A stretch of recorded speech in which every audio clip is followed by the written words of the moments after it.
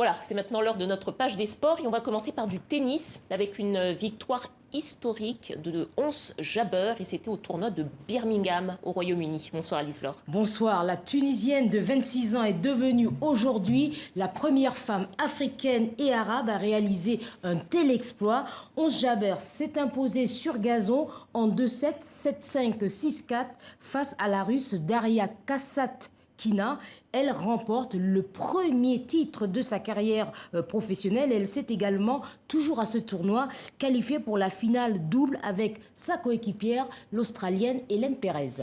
On va parler football maintenant avec les demi-finales de la Coupe de la Confédération et cette nouvelle défaite pour les Camerounais du Coton Club, du Coton Sport, pardon. Oui, du Coton Sport 2-1 au stade Omnisport de Yaoundé pour la JS Kabylie qui s'est imposée face au Coton Sport de Garoua. Et pourtant, les Camerounais avaient, dès la demi-heure de jeu, ouvert le score. Égalisation des jaunes et verts à la fin de la première mi-temps.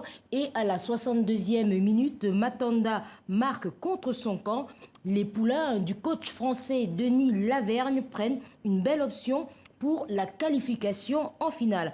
À Garoua, fief du Coton Sport, les supporters ont suivi la rencontre dans les bars jusqu'à la tombée de la nuit. La capitale de la région du Nord Cameroun n'a pas pu accueillir cette rencontre dans son stade, faute d'infrastructures pour installer la VAR. Au moment du sifflet final, les fans des cotonniers étaient forcément déçus. On les écoute. On nous a gagné, on a bien joué quand même, on supporte toujours Coton.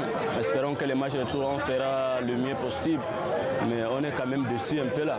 L'arbitrage est passé à côté de cette belle rencontre que le Coton Sport du Cameroun a étalé cet après-midi. Voilà, et puis en ce moment, la deuxième demi-finale oppose le Pyramide FC qui reçoit donc le Raja de Casablanca. Nous sommes à peu près à la 70e minute, si je ne me trompe, et pour l'instant 0-0 entre les deux équipes. Alors les demi-finales retour se dérouleront dans une semaine. Bon, et puis on va terminer avec du rugby, Liselore, et le développement au Mali des antennes de la Serge Betsen Academy. Exactement, les amateurs du rugby se souviennent sans doute de ce troisième ligne international français, légende vivante du club de Biarritz. Désormais à la retraite, Betsen a lancé en 2004 au Cameroun, son pays d'origine, son premier centre de rugby. Il en compte 6, dont un au Mali. En octobre dernier, il a ouvert une nouvelle antenne à Bamako. Et aujourd'hui, il inaugure un dispensaire et une salle de classe. Objectif, aider et scolariser les jeunes filles. Pour l'instant, 25 sont inscrites. Ma volonté première, c'est de dire qu'il n'y a pas de frontières par rapport au rugby. N'importe où, quand je vois un enfant, j'ai envie de lui donner un ballon de rugby.